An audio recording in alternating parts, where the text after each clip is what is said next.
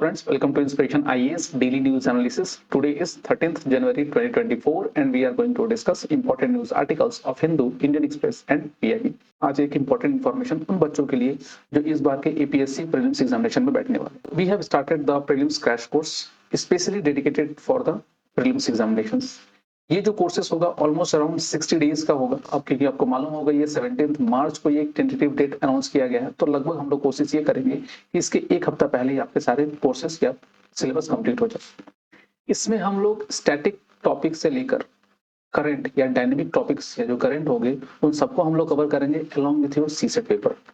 सो हर रोज लगभग 3 घंटे की क्लासेस होगी, 3 आवर्स की क्लासेस होगी और इन 3 आवर्स में हम लोग कोशिश करेंगे स्टैटिक प्लस उससे रिलेटेड जो डायनेमिक सब्जेक्ट है या करंट अफेयर्स रिलेटेड टॉपिक्स है उसको भी कवर अप किया जाए। ये कोर्सेज इस तरह से प्लान किया गया है कि आप लोग ऑलमोस्ट ज्यादा से ज्यादा आपके क्वेश्चंस आपके जो प्रीलिम्स में पूछे जाते हैं उसमें से निकल सके। और ये एक होलिस्टिक प्रिपरेशन होगा। इसमें आपको एक ऑनलाइन पीडीएफ के फॉर्मेट तो मिलेंगे ही, बट उसके साथ साथ आपको हैंड नोट्स भी मिलेंगे जो प्रिंटेड नोट्स होंगे। ये क्लासेस बोथ ऑनलाइन और ऑफलाइन फॉर्मेट दोनों पे होंगे। So anybody basically who is available anywhere in India वो इन कोर्सेज को अवेल कर सकते हैं। So along with your it will also be available on your app. So inspiration IAS का जो ऐप है उसमें भी इन क्लासेस को आप लाइव देख सकते हैं। दूसरा, इस प्रीलिम्स क्रैश कोर्स में टेस्ट सीरीज भी इंक्लूडेड होगी। लगभग हम हमारी जो एक कॉम्प्रिहेंसिव जो टेस्ट सीरीज होती है उसमें लगभग 25 टेस्ट पेपर्स होंगे, वो भी इस कोर्सेज में अवेलेबल होंगे। So for more information, you can call in this number for registrations. The number is 9999405684. So ये कोर्सेज हम लोग स्टार्ट करेंगे 16th ऑफ जनवरी से और लगभग कोशिश किया जाएगा कि 10th मार्च तक हम इस कोर्सेज को कंप्लीट कर दें। That's all regarding the APSC prelims crash courses. चलिए अपने न्यूज पर चलते हैं। तो आज जो हम जिस न्यूज को डिस्कस करेंगे उसमें सबसे पहला है recently Mumbai trans harbour link inaugurate होने वाला है। तो उसके रिलेटेड कुछ टॉपिक्स हम लोग डिस्कस करेंगे। सेकंड जो है zero effect schemes and third जो है रॉक ग्लेशियर से रिलेटेड। चलिए अपने पहले न्यूज से बढ़ते हैं। तो पहला जो अपना न्यूज है वो मुंबई ट्रांस हार्बर लिंक, और इसको इंडिया का लॉन्गेस्ट सी ब्रिज भी बोला जाता है। और ये सी ब्रिज बहुत मायने में इंपॉर्टेंट होगा। एक तो ये ट्रैफिक कंजेशंस को दूर करेगा ही, बट संग संग ये इकोनॉमिक डेवलपमेंट पे भी हेल्प करेगा। PM Modi is going to set the inaugurate the Mumbai trans harbour link. Officially इसका जो नाम है वो है अटल सेतु नव सेवा सी लिंक। इसको अटल सेतु नव सेवा सी लिंक नाम दिया गया है।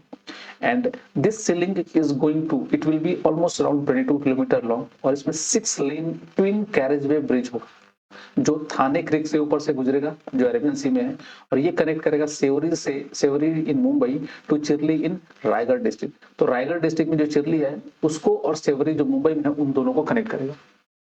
और इसमें लगभग जो अराउंड जो है वो 16.5 किलोमीटर का सी लिंक है, मतलब सी के ऊपर में जो लिंक होगा वो होगा, और 5.5 किलोमीटर जो वायाडक्ट होगा जो दोनों तरफ में कनेक्टेड होंगे। और इसका मेन एम है to enhance connectivity within the Mumbai metropolitan region and the MTHL is expected to spot economic growth and it will also reduce travel time and alleviate congestions on existing roads.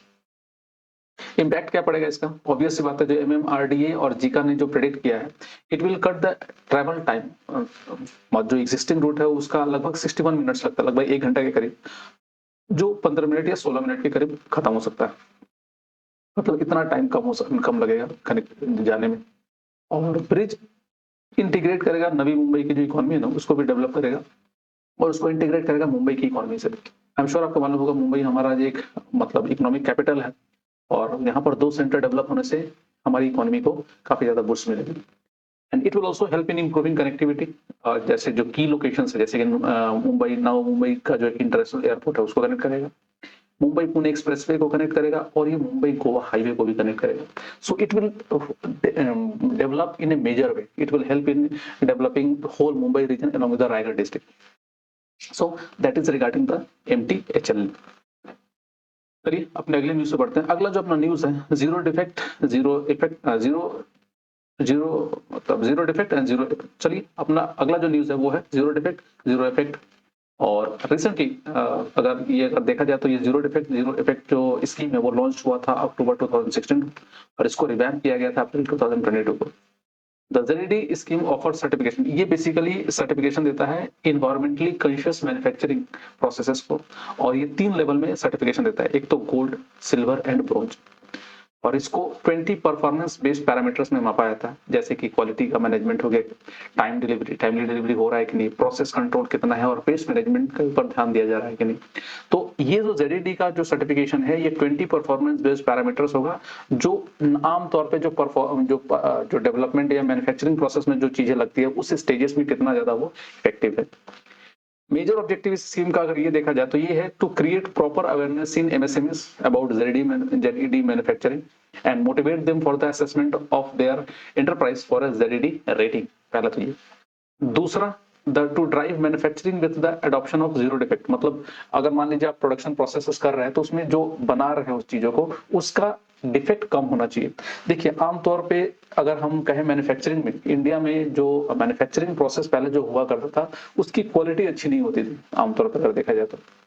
But धीरे धीरे जैसे हम लोग technologically advance होते गए, हमारे products काफी अच्छे होते गए। जैसे आप लोग को याद होगा कि जो पहले जो इंडियन मेड प्रोडक्ट्स हुआ करते थे उनकी क्वालिटी उतनी ज्यादा, मतलब फिनिशिंग उतनी अच्छी नहीं हुआ करती थी।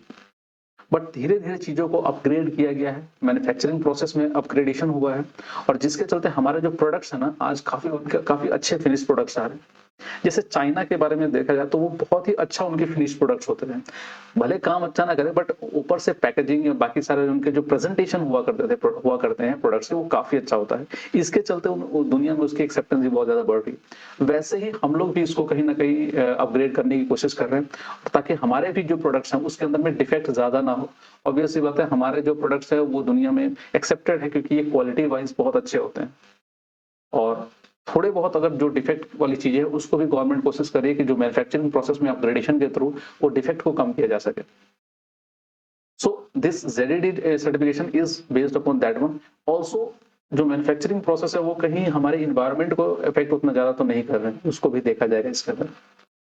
सो that is, and this ZED will support the make in India campaign. तो मेक इन इंडिया कैंपेन को ये जो ZED सर्टिफिकेशन प्रोसेस है वो सपोर्ट करेगा। नेक्स्ट देखा जाए MSME sustainable ZED certification 3 level पर होगा for registering and taking the ZED pledge. जैसे सर्टिफिकेशन लेवल 1 जो होगा वो ब्रॉन्ज है, लेवल 2 हो वो सिल्वर, लेवल 3 वो गोल्ड, सर्टिफिकेशन लेवल 4 वो डायमंड और प्लेटिनम भी है। जैसे कि अगर गोल्ड के बारे में, ब्रॉन्ज के बारे में देखा जाए तो 2 से लेकर 2.5 तक का है, और सिल्वर के बारे में 2.5 से लेकर 3 है, और गोल्ड के बारे में 3 to 3.5 है, और diamond that is 3.5 to 4 and platinum 4 to 5 है। तो ये कुछ सर्टिफिकेशन लेवल है आपके ZED का। So this is most important questions can come from this particular sections. चलिए अपने अगले न्यूज से बढ़ते हैं। अगला जो अपना न्यूज है वो है रॉक ग्लेशियर से रिलेटेड। आई एम श्योर आपको मालूम होगा, ग्लेशियर्स तो जानते होंगे, but what is rock glacier? Rock glacier कुछ नहीं, is basically a permafrost region जहां पर रॉक्स उसके अंदर में कन्फाइंड है, मतलब ए परमाफ्रॉस्ट जहां पर रॉक कैप्चर्ड है। So a recent study has shed light on the presence of over 100 active permafrost structure in the Jhelum basin of the Kashmir Himalaya. तो कश्मीर हिमालय का जो झेलम बेसिन है उसमें लगभग 100 से ज्यादा भी एक्टिव परमाफ्रॉस्ट स्ट्रक्चर मिले हैं। इनके बारे में अगर समझा जाए तो rock glacier are a type of landforms that consist of a mixture of rock fragments and ice. तो रॉक और आइस का एक मिक्सचर होता है। And rock glaciers typically form in mountainous region, जहां पर ये कॉम्बिनेशन आराम से मिलते हैं, जैसे परमाफ्रॉस्ट हो गए, रॉक डेब्रिस हो गया और आइस का कॉम्बिनेशन, तो ये मिलके एक बहुत ही हार्ड सब्सटेंसेस बनाते हैं। कभी कभी तो ये मालूम भी नहीं चलता कि ये रॉक ग्लेशियर्स है, जमीन जैसे लगते हैं वो। परमाफ्रॉस्ट आपको मालूम है it is a permanently frozen layer on और अंडर अर्थ सरफेस, और it consist of soil, gravel, sand usually bound together by ice. ठीक है, ये रॉक ग्लेशियर्स वो हाईली एलिवेटेड रीजन में प्रेजेंट होते हैं और स्टीप इनका स्लोप होता है, और नेकेड आई से रॉक ग्लेशियर्स एक नॉर्मल ग्राउंड की तरह लगते हैं। However, they require a geomorphological view for proper identifications। तो ये जरूरी है, मतलब अगर इनको डिस्कवर करना तो एक जियोमॉर्फोलॉजिकल व्यूज होना पड़ेगा, आमतौर पे नेकेड आई से नहीं दिखते हैं। नेक्स्ट इंपॉर्टेंस क्या है रॉक ग्लेशियर का? They are important indicators of mountain permafrost which is the permanently frozen ground that underlies many high altitude region. And rock glacier also store significant amount of water in their frozen cores, which could be valuable resources in the face of water scarcity and glacier retreat। तो water वगैरह भी यहाँ से generate हो सकते हैं। So that is regarding the rock glaciers। So that's all for today in our daily news analysis, and please do subscribe to our YouTube channel and our Facebook page for such other video contents। And जैसे हमने कहा कि we have also started our UPSC and other state PCS foundation batches both in online and offline format। सो आप किसी भी examination की preparation कर रहे हैं, बोथ यूपीएससी और other state PCS, you can call in this number for the quality classes both in online and offline format.